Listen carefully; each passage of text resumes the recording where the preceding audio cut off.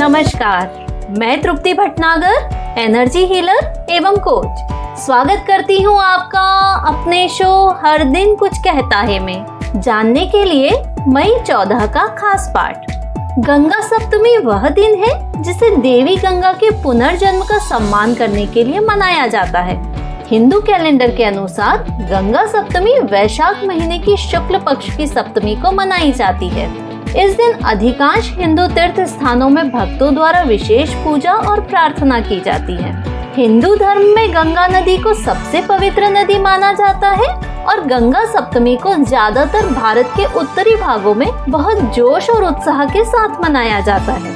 पद्म पुराण, ब्रह्म पुराण और नारद पुराण में गंगा सप्तमी के महत्व और कथा का उल्लेख मिलता है।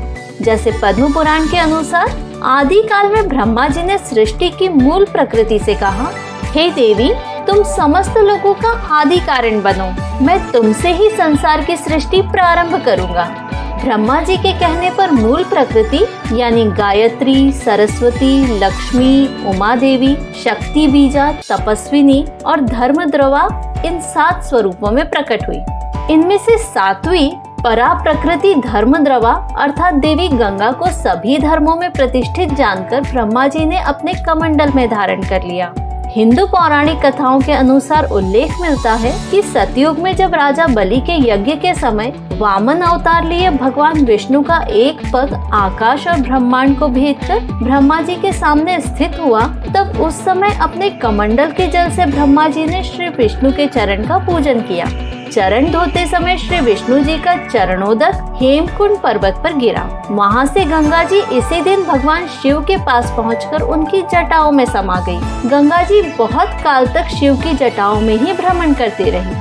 एक अन्य कथा के अनुसार देवी गंगा सबसे पहले गंगा दशहरा के दिन पृथ्वी पर आई थी, लेकिन एक बार संत जहू ने गंगा नदी का जल पी लिया। हालांकि देवताओं और भगीरथ के अनुरोध के बाद ऋषि जहू ने वैशाख महीने में शुक्ल पक्ष सप्तमी के दिन एक बार फिर से गंगा नदी को अपने कान से छोड़ दिया। तभी से गंगा देवी के पुनर्जन्म के प्रतीक इस दिन को गंगा सप्तमी के रूप में मनाया जाता है। इसके अलावा ऋषि जहू की बेटी होने के कारण देवी गंगा को जाह्नवी भी कहा जाता है और इस दिन को जहू सप्तमी भी कहा जाता है।